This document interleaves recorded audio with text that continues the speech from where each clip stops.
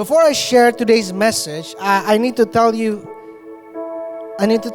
every one of you something.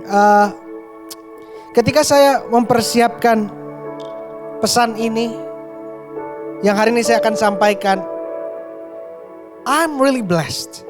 Saya sangat diberkati ketika saya mulai baca firman, saya mulai pelajari tentang kisah ini khususnya. Saya sangat diberkati, padahal saya mungkin udah khotbahkan ini sebelumnya dari pasal ini, tetapi saya belum menemukan makna yang begitu luar biasa seperti yang Tuhan sudah singkapkan. Dan saya rasa saat-saat inilah saat-saat dimana kita lebih perlu firman, lebih daripada sebelumnya. Karena saat-saat inilah saat-saat dimana kita mendengar begitu banyak hal-hal yang keliru. Begitu banyak hal-hal yang menakutkan. Saya ingat beberapa saat lalu saya lagi perlu belanja kebutuhan sehari-hari. Kita datang ke sebuah pusat perbelanjaan. Saya sama anak saya, sama istri saya. Saya dan istri saya pakai masker, tapi anak saya Noah, dia umurnya di bawah 2 tahun, dia gak pakai masker. Dan ketika kita mau masuk pusat perbelanjaannya, security-nya bilang, "Pak, Bu, kok anaknya gak dipakein masker?" Saya bilang saat itu, karena susah untuk dia dipakein masker, dia bisa memberontak, dia nggak suka. Akhirnya orang itu membiarkan kita masuk walaupun dia agak ngedumel. Dari situ saya berpikir, jangan-jangan memang saya yang salah ya, anak saya nggak pakai masker ya. Jangan-jangan saya kurang bertanggung jawab sebagai orang tua ya, anak saya nggak pakai masker ya. Tetapi saya nggak mau langsung percaya sama perasaan saya nggak langsung percaya sama apa kata orang. Jadi saya buat research. Saya cari di Google dari website-website yang terpercaya. Dan saya temukan begitu banyak resource yang bilang bayi di bawah 2 tahun itu berbahaya kalau pakai masker atau face shield. Karena ketika mereka pakai masker atau face shield, asupan oksigennya kurang. Jadi itu sangat berbahaya sampai bisa mematikan. Dan di situ saya lihat, wah berarti penting untuk kita mendengar kebenaran saat-saat ini lebih daripada saat-saat apapun juga. Karena terlalu banyak dusta yang beredar zaman ini. Dan kadang-kadang bukan dusta yang disengaja. Saya yakin ketika security-nya bilang sama saya, "Pak, anak Bapak harus pakai masker," itu bukan karena dia punya niat untuk berbohong, tapi hanya karena dia nggak tahu, karena ketidaksengajaan. Dan saya yakin banyak informasi-informasi yang beredar yang tidak meyakinkan. Bukan cuma termasuk pandemi, virus, penyakit, tetapi juga soal keuangan, soal isu-isu sosial dan ras, soal isu-isu politik dan sebagainya. Dan kemana kita bisa berpegang? Satu yang tidak pernah berubah, satu yang selalu kita bisa andalkan adalah firman Tuhan. Dan saya percaya bahwa firman menjadi penuntun kita, pembimbing kita. Dan pada saat ini yang saya akan share bagi setiap saudara. Esensi dari iman. The essence of faith. Inti dari iman itu apa? Esensi dari iman itu apa? Apakah dengan ngomong saya percaya, artinya saya beriman? Apakah dengan kita bilang saya percaya, udah bisa dibilang kita orang beriman? Nah, ini yang kita akan pelajari. Mari kita sama-sama buka 2 Raja-Raja pasal yang ke-5. Ayat yang pertama sampai ayat yang ke-16. 2 Raja-Raja pasalnya yang ke-5. Ayat yang pertama sampai ayat yang ke-16. Saya harap setiap saudara yang sedang menyaksikan, saudara juga pegang Alkitab, buka Alkitab dan mengikuti sama-sama ya. Karena ini cukup banyak ayat-ayat yang kita akan baca supaya saudara juga mengerti secara penuh apa isi teksnya.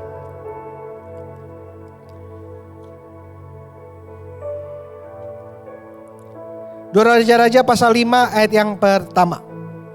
Naaman, panglima Raja Aram, adalah seorang terpandang di hadapan tuannya dan sangat disayangi. Sebab oleh dia Tuhan telah memberikan kemenangan kepada orang Aram. Tetapi orang itu, seorang pahlawan tentara, sakit kusta. Dan kalau misalnya saudara tahu, penyakit kusta adalah penyakit kulit yang menular dan mematikan. Jadi yang punya penyakit ini biasanya dijauhi. Bahkan yang biasanya punya penyakit ini dipandang rendah. Karena kadang-kadang dianggap karena dosa, karena kutuk, dianggap najis, dianggap kotor. Dan yang menarik adalah yang terkena penyakit kusta adalah Naaman, panglima Raja Aram. Saya mau bilang sama saudara, orang baik bisa sakit. Orang jahat bisa sakit. Orang miskin bisa sakit, orang kaya bisa sakit. Orang biasa bisa sakit, orang hebat bisa sakit. Karyawan bisa sakit, bos bisa sakit. Semua orang bisa sakit. Kita nggak ada yang terkecuali. Makanya corona ini saya pertama bilang, orang Kristen, pendeta bisa kena corona. Bahkan bisa mati karena corona. Karena jaminan kita bukan kematian badaniah. Tapi jaminan kita tidak akan mati selama-lamanya. Karena ada kehidupan kekal yang tersedia. Itu jaminan kita. Justru kalau gak mati-mati aneh.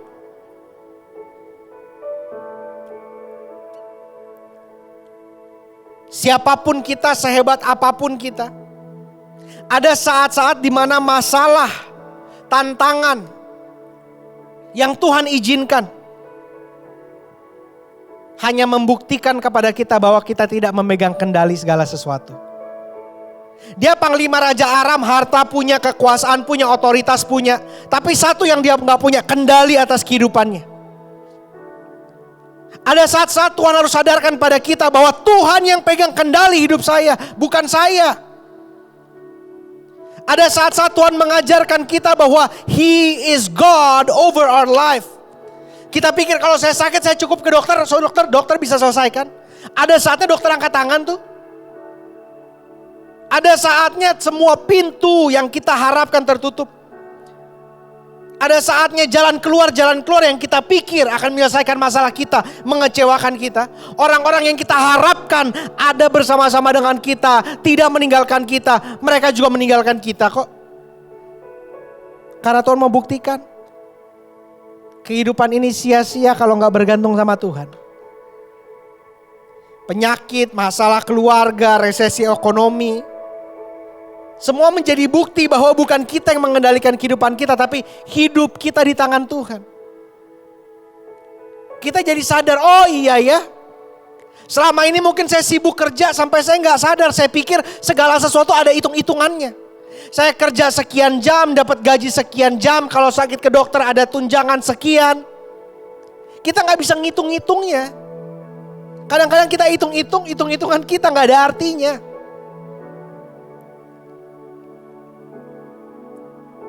Kita diingatkan untuk berserah, mencari Tuhan.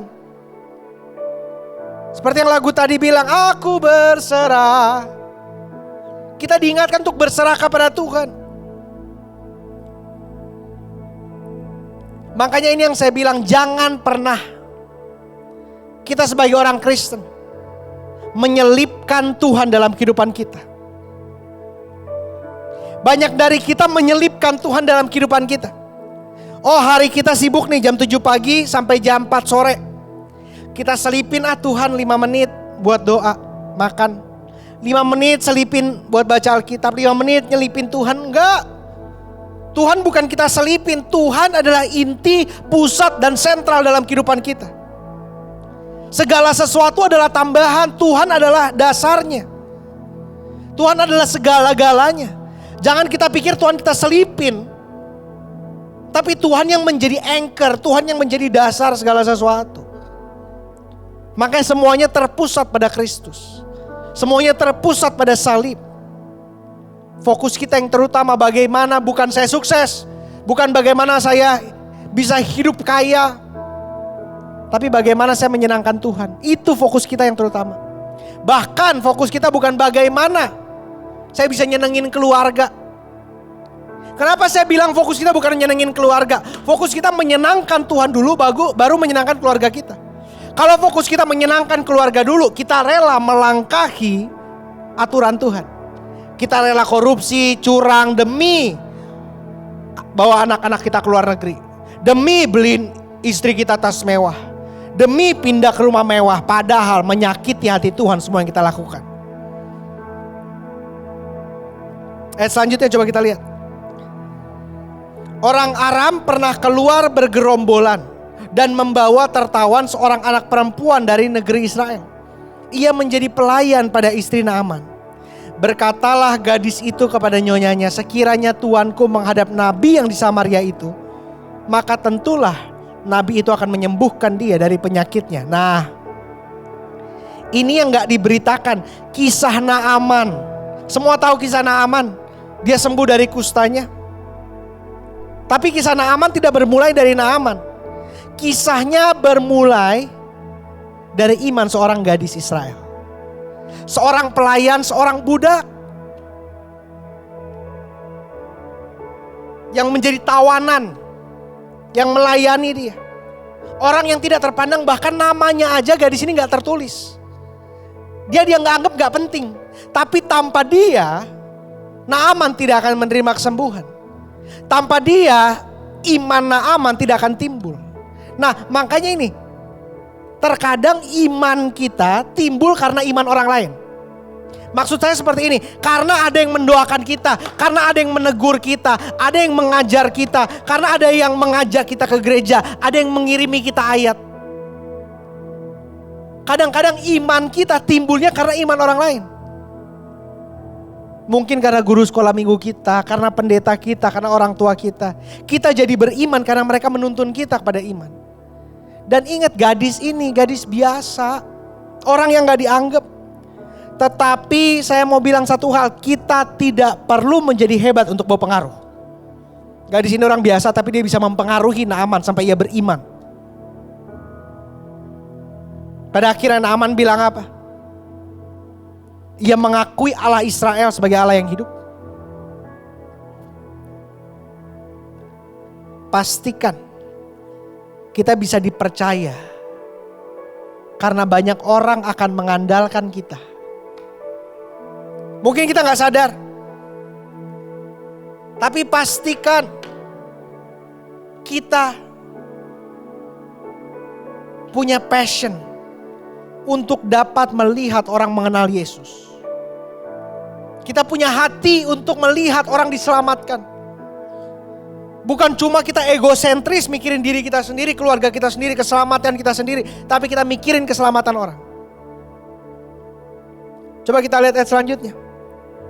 Ayat yang keempat sampai ayat yang ketujuh. Lalu pergilah Naaman memberitahukan kepada tuannya. Katanya beginilah dikatakan oleh gadis yang dari negeri Israel itu. Tuannya Naaman siapa? Raja Aram. Maka jawab Raja Aram, baik, pergilah dan aku akan mengirim surat kepada Raja Israel. Lalu pergilah Naaman dan membawa sebagai persembahan 10 talenta perak dan 6.000 shikal emas dan 10 potong pakaian. Ia menyampaikan surat itu kepada Raja Israel yang berbunyi, sesampainya surat ini kepadamu, maklumlah kiranya bahwa aku menyuruh kepadamu Naaman, pegawaiku, supaya engkau menyembuhkan dia dari penyakit kustanya. Ayat yang ketujuh. Segera sesudah Raja Israel membaca surat itu, dikoyakanlah pakaiannya serta berkata, Allahkah aku ini yang dapat mematikan dan menghidupkan, sehingga orang ini mengirim pesan kepadaku supaya aku sembuhkan seorang dari penyakit kustanya. Tetapi sesungguhnya perhatikanlah dan lihatlah, ia mencari gara-gara terhadap aku. Jadi Raja Naaman pergi ke Raja Aram, dia bilang, katanya di Israel ada nabi yang bisa nyembuhin saya. Akhirnya Raja Aram menulis surat kepada Raja Israel yang mungkin tidak disebutkan, tapi mungkin zaman itu zaman Yoram rajanya. Dan ketika Raja Israel mendapatkan surat itu, dia begitu ketakutan karena dia pikir, waduh, ini Raja Aram cari gara-gara. Kalau Naaman gak sembuh, bisa-bisa perang kita. Kok bisa ya Raja Aram buat seperti itu ya? Kok bisa ya Naaman buat seperti itu? Ini menarik gak sih? Di mana menariknya? Coba bayangkan. Raja Aram tidak mengenal Allah Israel. Tapi Raja Aram percaya dan beriman Allah Israel akan menyembuhkan Naaman. Raja Aram gak kenal Allah Israel. Gak tahu Allah Abraham, Ishak dan Yakub, gak kenal. Tetapi Raja Israel tahu. Raja Israel tahu Allah Israel. Mengenal Allah Abraham, Ishak dan Yakub. Mendengar semua perbuatan dari Allah. Tetapi panik, stres. Gak percaya, skeptis.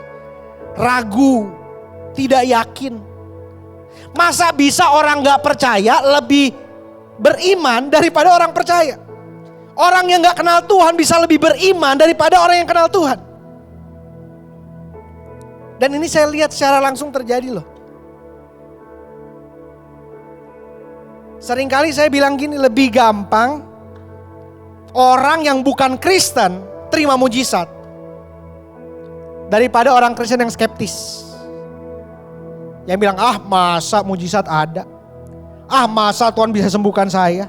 Kayaknya gak bisa deh. Ya udah saya coba-coba deh. Tapi kalau orang dari agama lain yang bukan Kristen, sering sekali saya melihat disembuhkan. Karena mereka beriman. Saya dengar Allahnya orang Kristen sanggup menyembuhkan. Saya dengar Allahnya orang Kristen berkuasa. Tetapi kalau orang Kristen sendiri, dia dengar kesaksian, dia bilang apa? Paling settingan, paling dibayar, paling bohongan, paling itu perasaan. Jangan sampai lebih beriman orang yang tidak mengenal Tuhan daripada orang yang mengenal Tuhan. Kenapa seperti itu? Kita gampang buat alasan-alasan.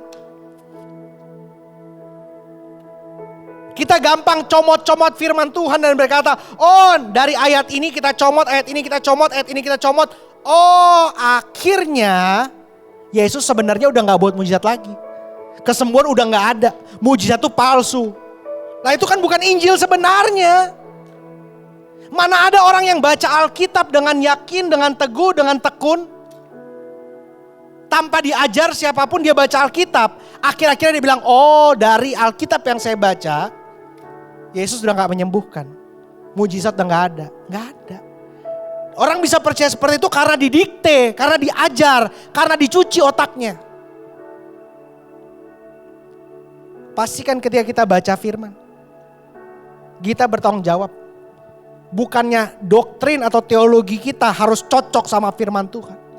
Bukannya kita harus mencocokkan, doktrin saya gini, Alkitab pokoknya harus masuk dalam doktrin saya. Enggak.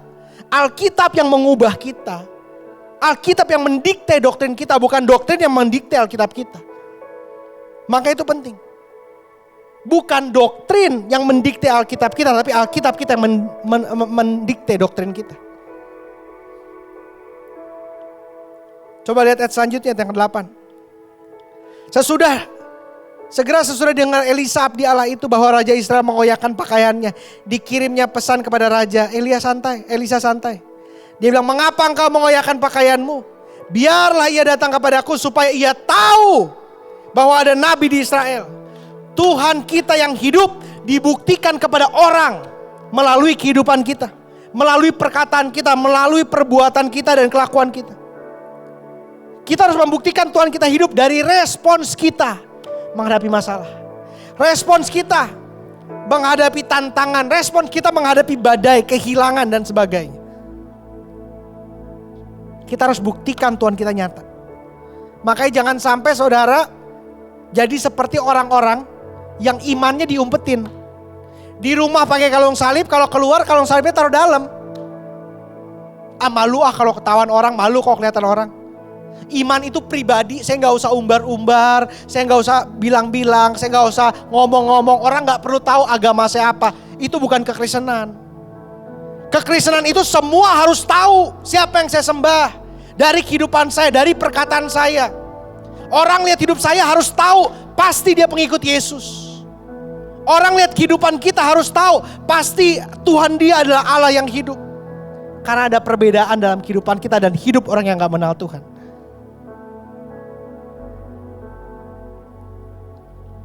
Coba kita lihat ayat selanjutnya, ayat yang 10 sampai yang 11.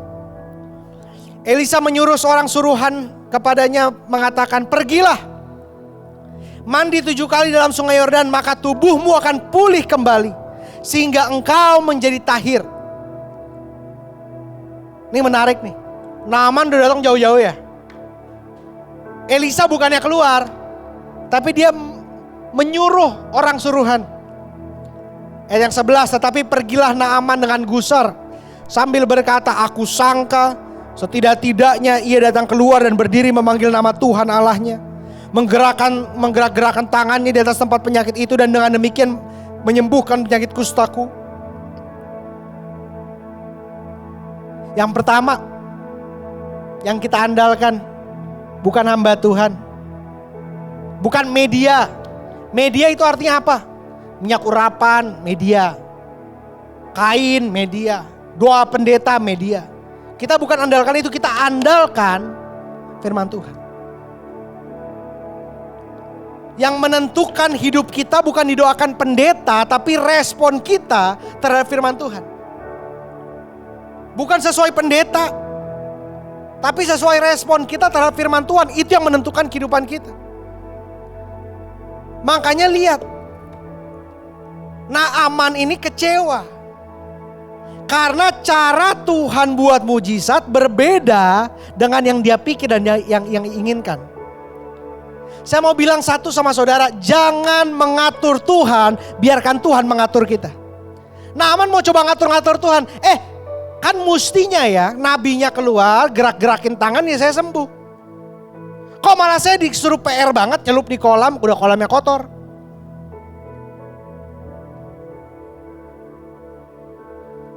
Jangan Tuhan yang harus ngikutin kita ngikutin Tuhan. Kadang-kadang kita ngerasa seperti Tuhan, ya gak sih? Kita ngerasa seperti Tuhan, kita yang mau ngatur-ngatur dia. Tuhan buat ini dong, Tuhan harusnya kayak gini dong. Tapi enggak kok, kita bukan Tuhan. Kita bukan Tuhan artinya dia tahu yang terbaik, kita gak tahu yang terbaik. Kita pikir kita tahu yang terbaik, tapi kita gak tahu. Hanya Tuhan yang tahu yang terbaik. Makanya lihat ayat yang ke-12. Bahkan Naaman komplain gini, bukankah Abana, Parpar, sungai-sungai Damsyik lebih baik dari segala sungai di Israel? Bukankah aku dapat mandi ke sana menjadi tahir? Kemudian berpalinglah ia dan pergi dengan panas hati. Dia bilang, aduh, emang gak ada sungai yang lebih bagus daripada sungai Yordan? Sungai-sungai ini aja. Pesan dan arahan Tuhan seringkali menguji kita, mendewasakan kita melalui prosesnya. Tuhan melihat hati kita, kesabaran kita, semangat dan pengorbanan kita. Makanya kita dapat lihat Yesus menyembuhkan orang-orang yang sakit yang datang kepadanya. Jarang, hampir tidak ada yang saya temui Yesus nyamperin seseorang untuk doakan dia. Kecuali anaknya Yairus dan mungkin beberapa lain. Tapi jarang sekali. Biasanya Yesus ada di mana, orang-orang datang kepadanya. Dan banyak dari kita doanya kan sama. Tuhan sembuhkan saya. Tuhan suruh kita bertobat. Aduh gak enak, aduh gak nyaman, aduh capek. Baca Alkitab, berdoa setiap hari. Aduh lupa, aduh bolong, aduh sibuk. Kalau kita gak diuji, kita menjadi cengeng, kita menjadi kekanak-kanakan, kita gak akan bertumbuh. Justru lewat prosesnya, dia membentuk kita. Karena tujuan dari mujizat tidak pernah untuk menyembuhkan orang. Bukan cuma untuk menyembuhkan tubuhnya, tapi menyembuhkan rohnya. menyembuhkan jiwanya, itu tujuan utamanya. Pertobatan tujuan utama dari mujizat. Karena itu perlu ada pengorbanan. Makanya biasanya saya selalu bilang gini, mujizat itu gratis dan bayar. Artinya apa mujizat gratis dan bayar? Yang pertama, kenapa mujizat gratis? Karena Yesus sudah bayar di atas kayu salib. Gratis mujizat. Tapi yang kedua bayar, artinya apa? Walaupun gratis tapi bayar. Bayarnya dengan apa? Dengan kita melayani Dia. Dengan kita mengikuti Yesus. Dengan kita meninggalkan kedagingan. Dengan kita menyangkal diri memikul salib. Dengan kita mengampuni, dengan kita mulai pelayanan. Dari situ kita bayar. Ada pertobatan, ada perubahan dari kehidupan kita. Itu kita bayar harga. Tapi mujizatnya gratis. Udah tersedia kok di atas kayu salib. Coba lihat ayat yang ke-13. Tetapi pegawai-pegawainya datang mendekat serta berkata kepada Bapak, seandainya Nabi itu menyuruh perkara yang sukar kepadamu, bukankah Bapak akan melakukannya? Apalagi sekarang. Ia hanya berkata padamu, mandilah dan engkau akan menjadi tahir. Nah ini nih penting. Untuk kita dapat menerima mujizat, untuk kita dapat mencapai kedewasaan iman, yang penting juga ada orang-orang sekitar kita yang rohani, yang positif, yang membangun iman kita. Kalau nggak ada pegawai-pegawainya Naaman yang menyadarkan dia, udah dia kehilangan mujizatnya. Tapi untung orangnya masih mau dengar. Orangnya nggak keras kepala. Pegawai-pegawainya bilang gini, coba kalau nabinya nyuruh yang lebih susah, pasti dilakuin. Cuma kenapa Naaman gak lakuin? Gara-gara gengsi. Lah saya kan panglima. Saya jauh-jauh mau ketemu nabinya, kok cuma dibawa orang suruhannya aja. Udah gitu disuruh celup di kolam yang kotor lagi. Jangan hanya karena perasaan kita, karena kita arogan, karena kita sombong, kita kehilangan apa yang Tuhan sudah sediakan bagi kita. Pastikan kalau kita mau menerima mujizat Tuhan, kita sikapnya rendah hati. Kita menjadi siap berkorban. Bukan kita petantang petenteng, Tuhan gak perlu kita kok. Kita yang perlu Tuhan. Jangan nganggap Tuhan bisa dibeli. Soalnya seringkali jawaban utama kita, inti dan kunci dari pertobatan, cuma gampang baca Alkitab, berdoa, dan melakukan firman. Cuma itu. Tapi banyak orang malas gara-gara terlalu simpel. Kalau misalnya agak ribet, kalau agak mistis, biasanya orang mau. Seringkali kalau saya doain orang yang penyakitnya agak parah, saya pasti bilang demikian, baca Alkitab, berdoa, pujian penyembahan, bertobat, lakukan firman, mengampuni. Tapi kan itu terlalu simpel buat banyak orang. Zaman sekarang orang tuh suka yang ribet. Kalau dibilang baca Alkitab, berdoa, orang pikir simpel banget, sederhana banget, kayaknya nggak bakal deh. Tapi kalau saya bilang, Pak, jam 11 lewat 11 siang, ambil daun kelor Pak, celup minyak urapan di depan pintu yang kena matahari. Bapak goyang-goyangkan di atas kepala 7 kali. Pasti dilakuin gara-gara ribet. Makanya kekristenan itu agama yang paling simpel. Kita gak bawa sesajen, kita gak perlu siapin apa-apa. Kita berdoa gak perlu ke tempat khusus, di mana aja bisa berdoa. Gak perlu ada pakaian khusus. Bahkan saya mau bilang, saudara gak perlu ke Israel untuk diselamatkan. Gak perlu ke Israel untuk dekat sama Tuhan. Kita agama yang paling simpel. Cuma gara-gara begitu simpel, begitu sederhana, apalagi orang Indonesia, kita jadi ngelihat rendah. Ya cuma gitu doang, Masa cuma gara-gara berdoa baca Alkitab bisa sembuh? Justru tanpa itu kita gak bisa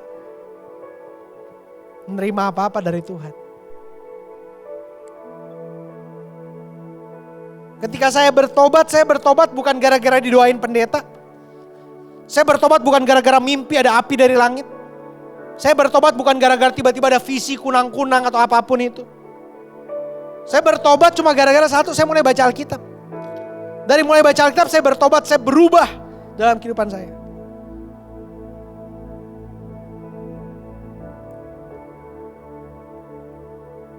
Jangan kita yang atur Tuhan, tapi biarkan Tuhan yang atur kita. Coba lihat ayat ke-14. Maka turunlah ia membenamkan dirinya 7 kali dalam sungai Yordan, sesuai dengan perkataan abdi Allah itu. Lalu pulihlah tubuhnya kembali seperti tubuh seorang anak dan ia menjadi tahir. Nah ini yang saya bilang, firman Tuhan selalu bisa diandalkan. Tuhan bisa pakai media apapun. Ada orang-orang yang saya lihat disembuhkan ketika mereka didoakan. Ada yang saya lihat orang-orang disembuhkan ketika mereka mulai bertobat. Ada yang saya lihat orang disembuhkan ketika mereka mulai mengampuni. Ada yang saya lihat orang disembuhkan ketika ia mulai menginjil kepada saudaranya, kepada keluarganya. Medianya bisa apapun. Tapi yang penting kepekaan kita terhadap firman Tuhan. Mujizat Tuhan satu lagi nih yang penting. Bukan dinyatakan sesuai dengan keinginan kita, tapi sesuai dengan keperluan kita. Tuhan tahu yang terbaik dan Tuhan sanggup melakukan segala-galanya. Mujizat sebesar apapun yang saudara harapkan, yang saudara doakan, yang saudara minta dari Tuhan, gampang buat Tuhan, kecil buat Tuhan. Tapi Tuhan bukan sembarang memberi. Karena ini bukan murahan. Tuhan gak sembarang memberi semau kita. Tapi Tuhan memberi sesuai dengan keperluan kita. Keperluan kita untuk memuliakan nama Tuhan. Kadang-kadang kita lihat, oh saya perlu ini, saya perlu ini. Enggak, kita gak perlu. Kita bisa hidup tanpa itu semua. Kita pikir kita perlu. Tapi yang perlu, Tuhan sediakan dan Tuhan nyatakan. Kita lihat selanjutnya yang ke-15. Kemudian kembalilah ia dengan seluruh pasukannya kepada abdi Allah itu. Wah, Naaman udah sembuh nih. Setelah sampai, tampillah ia ke depan Elisa dan berkata, sekarang aku tahu bahwa di seluruh bumi tidak ada Allah kecuali di Israel. Wih, dia bilang apa? Seluruh bumi gak ada Allah kecuali di Israel. Dia sadar, dia yakin Allah Israel Allah yang hidup. Karena itu terimalah kiranya suatu pemberian dari hambamu ini. Nah, fokus kita adalah Tuhan yang terutama. Tuhan yang dimuliakan. Ketika kita menerima mujizat, pastikan kita bersyukur. Kita muliakan Tuhan. Dan kita adakan pertobatan dalam kehidupan kita, dalam keseharian kita. Mujizat, kesembuhan dari Tuhan bisa hilang gak?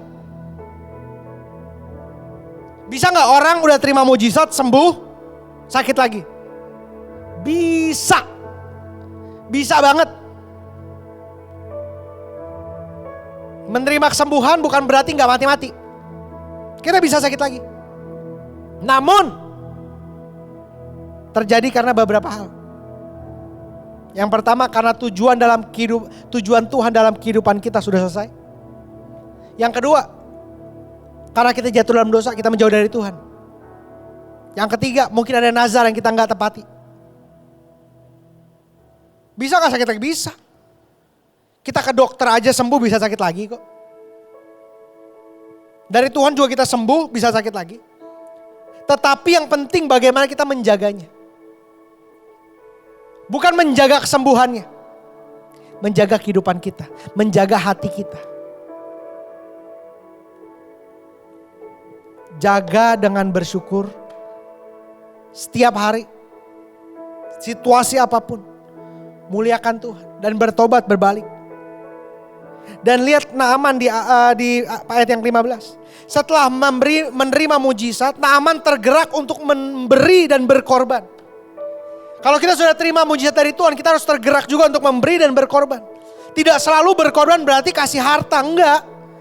Tapi mulai melayani Tuhan. mulai memberkati orang-orang sekitar kita, mulai menolong orang yang susah, mulai ikut pelayanan-pelayanan diakonia, mulai dalami firman, mulai beritakan firman, mulai menginjil. Itu artinya. Kalau kita udah dapat sesuatu dari Tuhan, kita pengen berkorban. Karena kita tahu, my life is not centered on me, but centered on Him.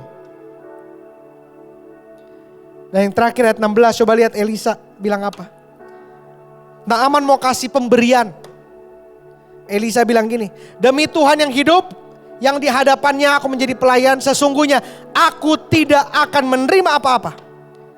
Dan walaupun Naaman mendesaknya supaya menerima sesuatu, ia tetap menolak. Kenapa Elisa menolak pemberian Naaman? Karena ingat, Naaman bukan orang percaya.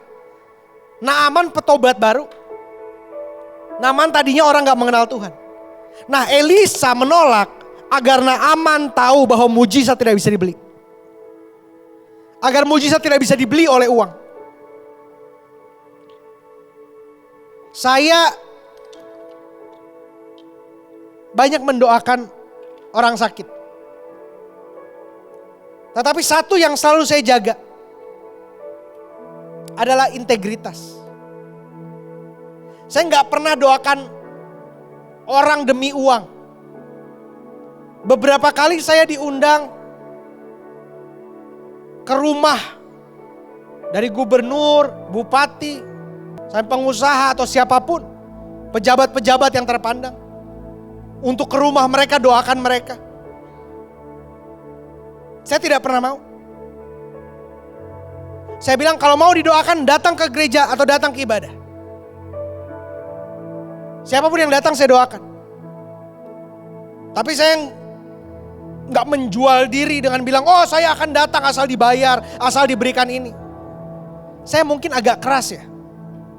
Tapi saya sering sekali berkhotbah kepada orang-orang yang pikir mereka bisa beli mujizat, mereka bisa beli kesembuhan. Saya selalu bilang, persetan uangmu ke neraka. Mungkin saya agak keras. Tapi memang ini integritas yang saya sudah janji, komitmen kepada Tuhan.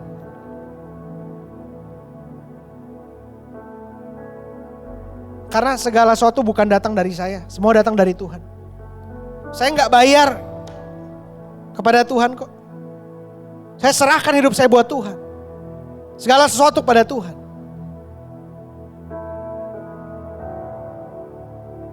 Karena itu saya percaya Tuhan yang harus dimuliakan, bukan saya.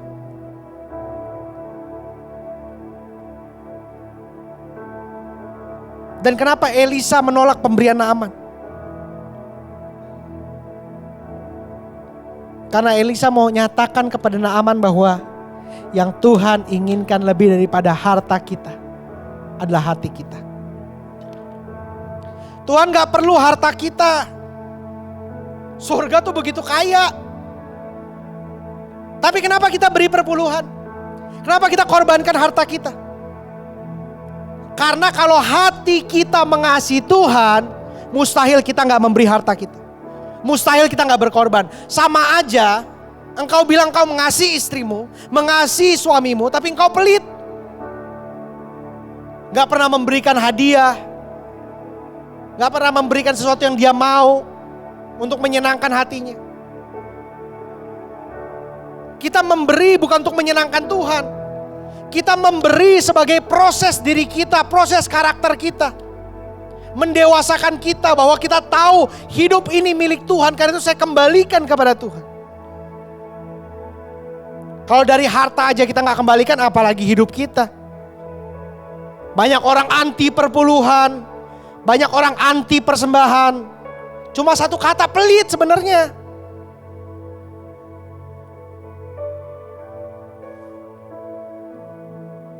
Yang Tuhan inginkan lebih daripada harta kita tuh hati kita. Makanya Elisa bilang ketika Naaman mau memberi, dia bilang no. Tuhan mau hatimu. Karena berbeda dengan dewa-dewa yang biasa disembah oleh Naaman. Yang penting sesajen, yang penting pemberian, yang penting harta. Elia bilang beda.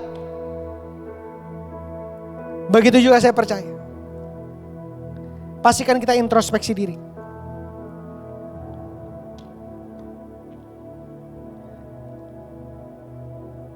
Pastikan kita melihat apa dasar dari iman kita. Apakah itu karena Tuhan bisa buat sesuatu dalam kehidupan saya? Apakah Tuhan menjadi tambahan dalam kehidupan saya? Ataukah saya hidup karena Tuhan, saya hidup untuk memuliakan Tuhan? Jadikan Tuhan pusat dan sentral dari segala sesuatu. Bukan selipan dan tambahan dalam kehidupan kita. Tuhan itu bukan vitamin yang membuat kehidupan kita lebih baik. Tapi Tuhan memberikan kita hidup yang baru.